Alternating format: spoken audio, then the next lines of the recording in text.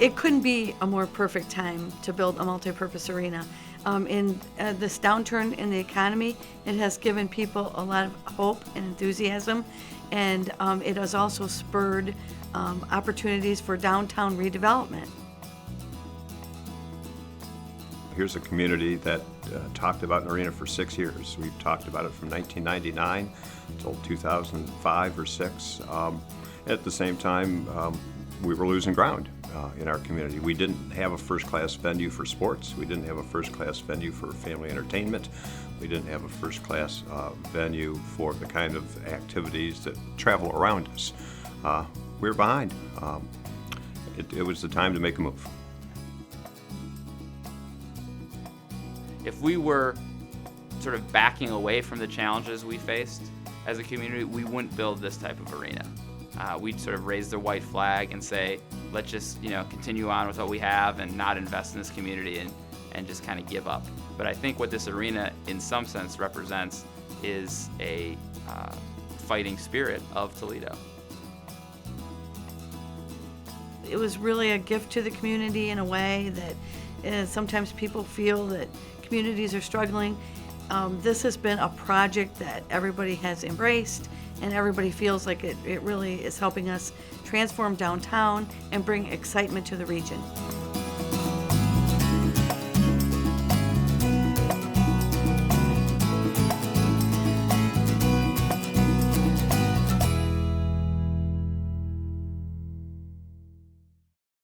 Arena Building Community is made possible with production funding from the law firm of Squire, Sanders, and Dempsey, supporting the business, civic, and cultural life of our region, with offices in Ohio and around the world, and by Lathrop Turner, Buckeye Cable System, The Gladio Enterprises, and HNTB Architecture. Also by the Toledo Walleye, the Gateway Group, the Collaborative, and Pogemeyer Design Group. Explore new worlds and new ideas through programs like this, made available for everyone through contributions to your PBS station from viewers like you. Thank you.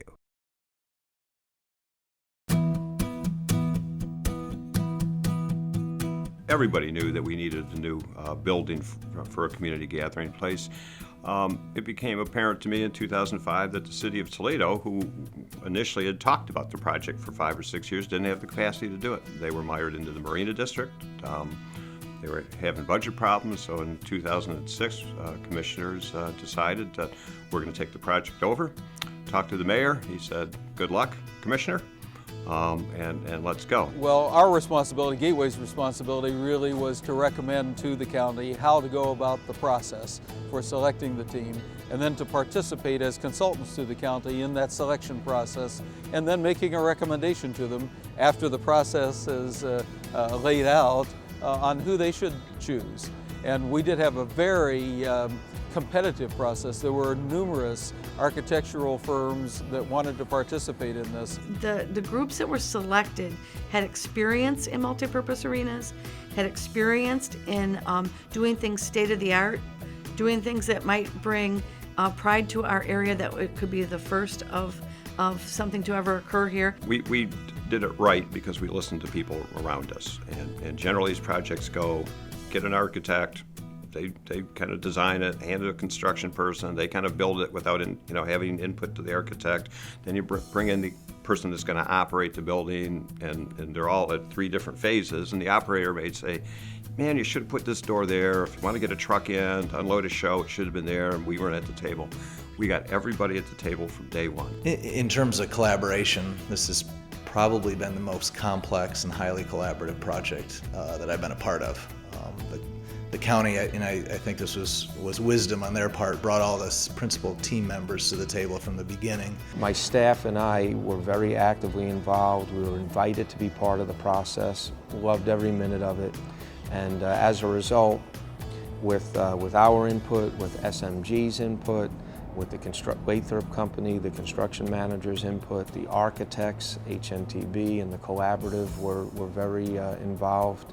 So from that perspective, all of those folks being involved from the very beginning, we'd like to think the results will speak for themselves.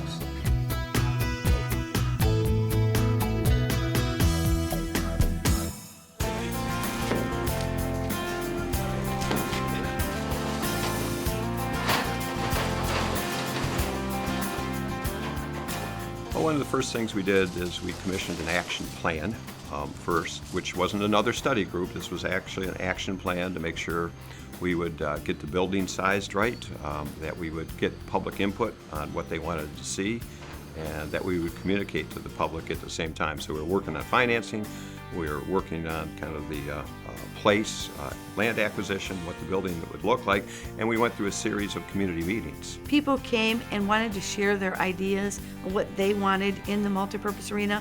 So we had several hearings and several community discussions on, should we build it? If we build it, what do you want it to look like? What do you want to have happen? What do you think about the location of where the arena should go? Is this the suitable location, or is there another place that's better? I don't think you would see the arena you're seeing today if it weren't for the public input in a number of ways, and so it's been a very important and very valuable, because people are really going to feel like it is their arena. I mean, and this is really the people's arena. The commissioners made a comment. They said that the community deserves this building. And I don't hear that very often when I'm around the country, that a community leaders say that their citizens deserve to have it done the right way. And I think that speaks volumes about the project, the approach that the county's had to the project, and I think it is going to be one of the successful pieces to this overall project.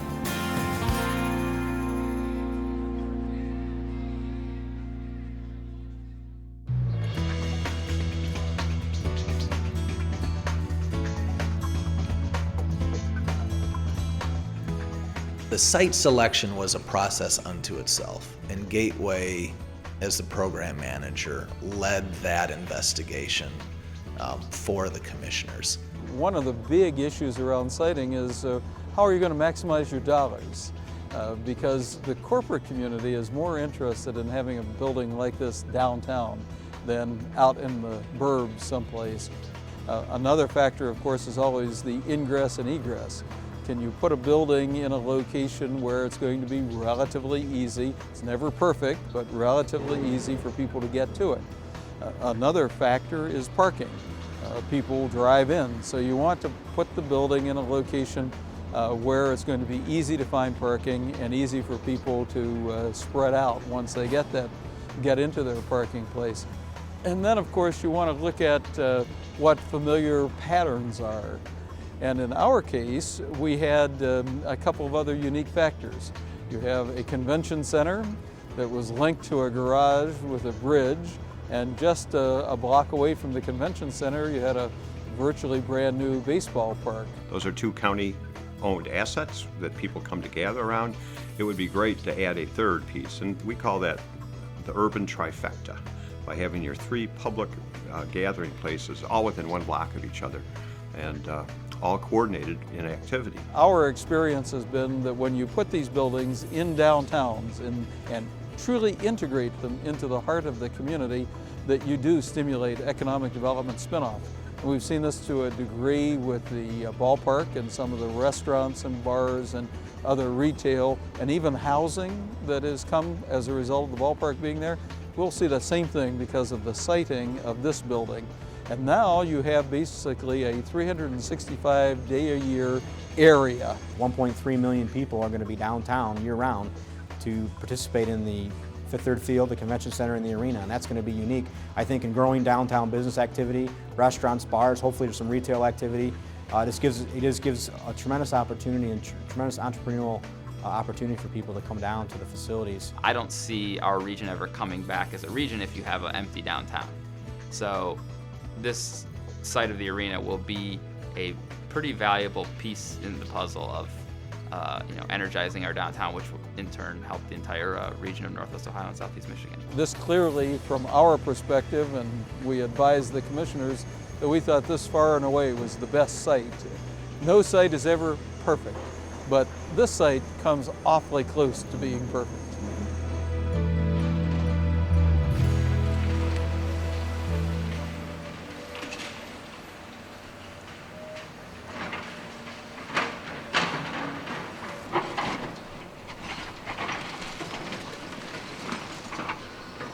We started with the feasibility study of the project, and it actually talked about this project being in the ground. so that when you entered in off the street, you were actually at the concourse level. So we actually took several weeks and explored whether we should go in the ground or out of the ground.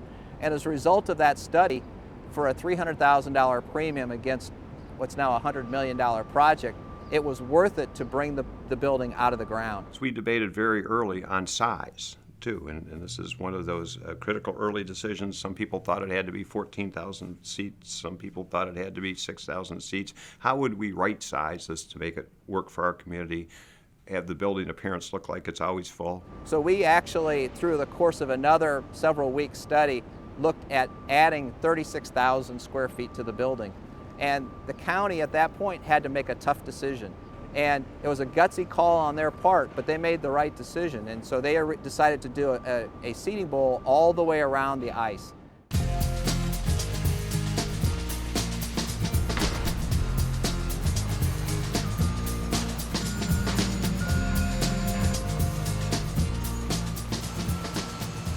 There are very few arenas, if any, that are in as dense of urban area as ours. I mean, we're really in the heart of downtown. What I was worried about is this going to fit to scale in downtown. And as you go by it now, you almost come up on it and don't notice it until you're on it. It's not like when you're coming down Monroe Street, you go, what's that monster 4 blocks away? When you look at the downtown, all these buildings surrounding the site, there's always been what we call scale. What is the height of the building relative to all the others? And we think that people they probably won't notice it directly, but intuitively people will understand that the building fits, it looks right. We've really tucked this thing in a way that both the building materials on the outside of the prairie stone and the brick absolutely reflect the buildings around it, and it's not a mass that has just been dropped in that looks like it's out of place. As we were looking at the site and trying to determine the architecture of the building, we very early on did what we called context studies. And we looked at all of the old buildings that are downtown that are surrounding the site. And the thing that was really exciting to us as a design team was the tremendous inventory of old historic buildings that are downtown. So as you walk around the outside of the new arena, you're going to see little bits and pieces that we've tried to extract from all of these old buildings. I think most architects, most people who do this for a living would agree that there's probably not going to be another arena ever built that's going to look like what we're doing. I mean, people will build an arena that looks like the Palace, for example. That's just, a very nice arena, but it's just in the middle of a parking lot, and it's, symmetrical all the way around. This arena, very unique, similar to Fifth Third Field in that different angles on every corner, different vantage points. You could look at it from one side, and it looks like a totally different arena than if you're on the other corner.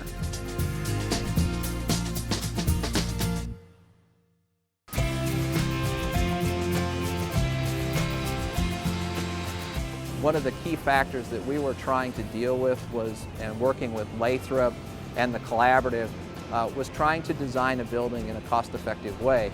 Matter of fact, early on, we made a key decision is that we saw in looking at what those prices were doing, that rather than doing a steel structure, that it was going to be more cost-effective and actually help the schedule to do a concrete structure. So we decided to do concrete and then make the roof structure out of steel. First of all, the facility had many existing structures on it. So you have to demolish those existing structures and remove anything that's there. And beyond what maybe the average person sees, you don't have to just remove the structure that's above ground that everybody sees. You have to remove basements, foundations, and all those things, because this building has a foundation underneath it, and you have to be clear of all those obstructions, make sure they're out, removed, so you're not hitting them during the construction process. So we excavated everything out, filled it with stone, what we call engineered fill, so that we had a great foundation. And then you take your caissons, which are your long foundation piers, drill those, bring those up out of the ground, and then the construction progresses, and you got to build the frame. And probably the biggest, most challenging part that everybody's aware of then is setting those clear span roof trusses. They're 207 feet long. They have to be manufactured, assembled in a plant, disassembled to be transported here because they're far too big to be transported, brought to the site, reassembled, and then we had to set them with a 300-ton crane, and it's a pretty elaborate process, and there's a lot of safety risk. And then a big key for us is to get the building enclosed so that we can get the exterior closed up and we can begin our work on the inside away from the elements. And that's a key process in any construction job, and on one of this nature, it's even more important. And then once we get it enclosed, it allows us to start building the interior and doing the finishes and getting to near completion. HNTB as the sports experts started in the center with the event floor and worked their way out. We started on the outside, the contextual urban planning issues, and worked our way toward the center. HNTB did the arena floor, the bowl seating, the concourses, the concession stands, the collaborative thought about how traffic is moving around this building, where you park, how you get to it, where you enter the building. And where we met was really on the building shell, the exterior walls, the entry, the stair towers, the roof.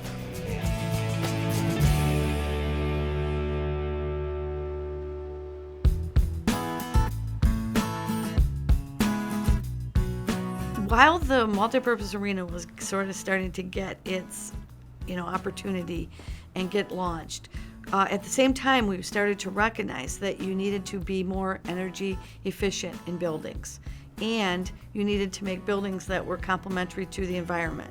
We took an unprecedented step and actually had what we called an eco-charrette.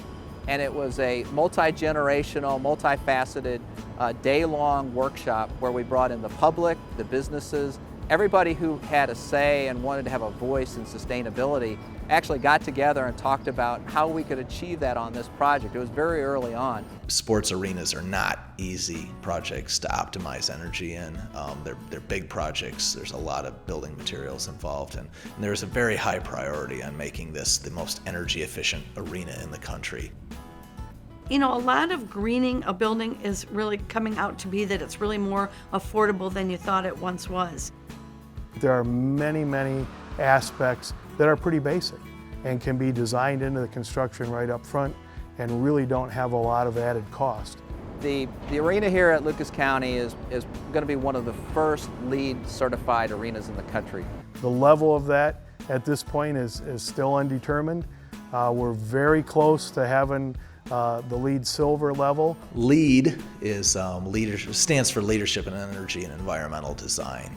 It is a rating system program to rate buildings that's been put together by the U.S. Green Building Council. It's a point system. Depending on how many points you accumulate, you can get to the entry level, which is certified, or to silver, gold, or platinum. So we wanted to give it a little bit of a signature piece. And so when people come in at the southwest corner, the main entry, there is what we call the green wall. And it's a lattice work of steel that's going to be eventually going to grow and have plants and vines that are going to cover it. And that will shade that glassed entry during the hot summer months. And then when the leaves fall off in the winter, then it helps to heat it. And so the idea of being able to have just that signature icon, which I think will become very apparent and will become noteworthy as the public it'll be a very symbolic gesture of what the building means in terms of its commitment to the design in a sustainable way. Since day one, this project has been on time and on budget. Having a project that's on time and on budget is just incredibly refreshing, and I think will be one of the key successes for the county as they work with this arena in the future.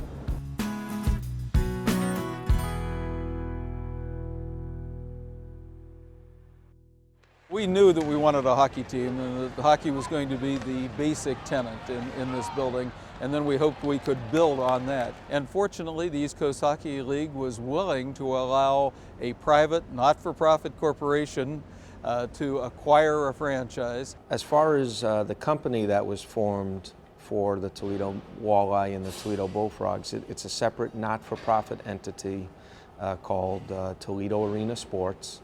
TASI really is taking the Mud Hens concept and translating that concept into hockey and football. Because we're a not-for-profit corporation, the Board of Lucas County Commissioners owns the building. What we will do is we will write them a net proceeds or net profit check at the end of the year that will help pay down the mortgage on the Lucas County Arena. So instead of an owner coming in and taking the profits and putting it in their pocket, they're giving it back. And that's huge. I think that's a great thing for the community. You have, when you have success, you want everybody to have success, and now the county's going to have that much more success when this thing gets rolling. So this is a unique model. There's really nobody else in the country that is doing what we've done here in Toledo. You have, in essence, the community owning the teams and the building.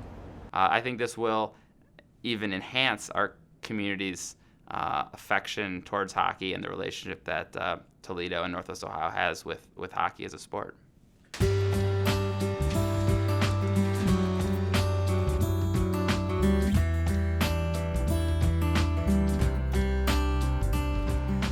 The reality is we've never had a facility here that could have some of the great concerts, some of the great athletics that is going to happen because of having this new state-of-the-art building. Something I'm really excited about as a big music fan is the opportunity to bring in really big-name national musicians that we have been missing out on because they couldn't play at the sports arena. And there was really no indoor venue that they wanted to play at. Because of Toledo's location and because of the manager, the SMG that we selected to run this, you're going to find more concerts coming to town than had been true in the past before this building was built. I'm always constantly on the phone or on the email working with the various agents and promoters to try and get acts in the building, but we also have a corporate office in Philadelphia where we're based. And what a lot of times happens, because SMG has so many facilities, is we're able to utilize a routing network. And so they'll play Pittsburgh, and they'll play Columbus, and they'll play Cleveland, which have SMG managed facilities in the markets. And then we'll also add Toledo, Grand Rapids, Peoria, Illinois is another one of our SMG buildings. So it has a natural routing flow when they come through, and our corporate office really helps us get those acts. We've already been able to get commitments from the Ringling Brothers #1 touring circus, not the third tier. And that was one of the problems in the old sports arena. It wasn't high enough. You couldn't rig, again, the nets for the high wire acts. We can here. They're excited about it. Disney on Ice, #1 touring, not the B-level tour. We're getting the #1 tour. Those are already booked. So I think we're in good shape to really have it be a year-round venue, not just for sports, but for the entertainment, the family shows, the circus, and especially for musical acts touring nationally.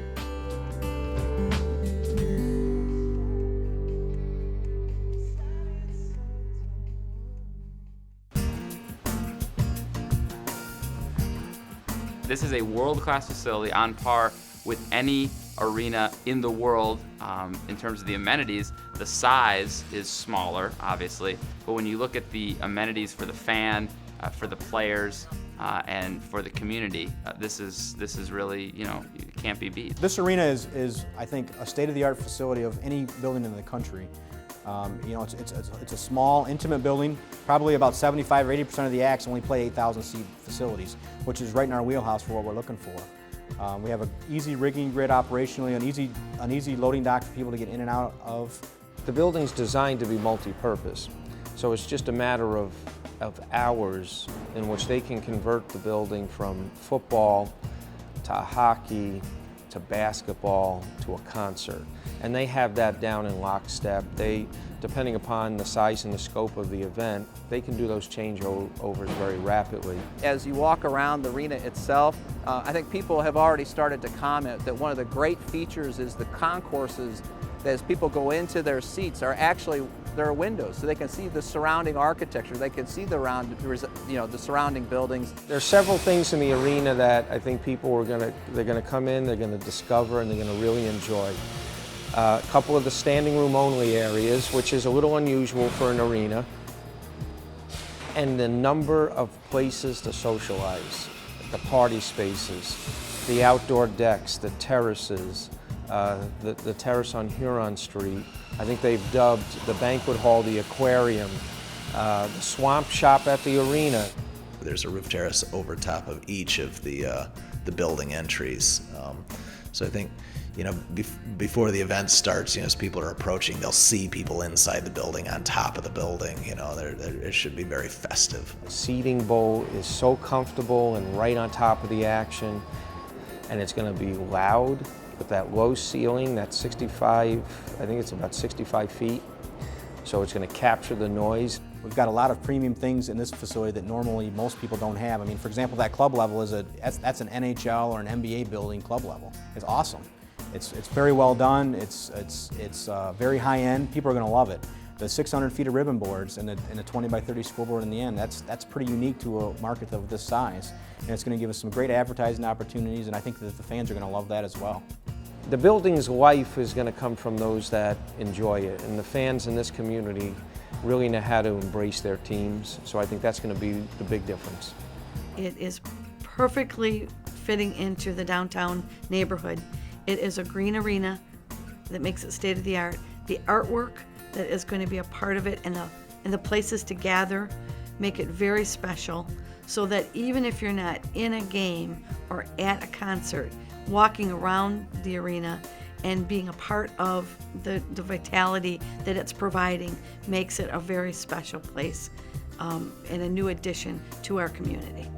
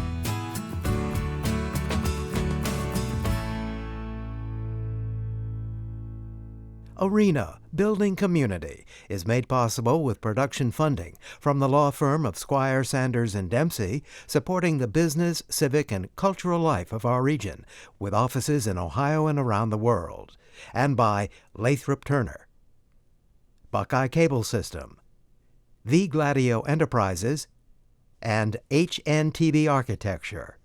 Also by the Toledo Walleye, the Gateway Group, the Collaborative, and Pogemeyer Design Group. Explore new worlds and new ideas through programs like this, made available for everyone through contributions to your PBS station from viewers like you. Thank you.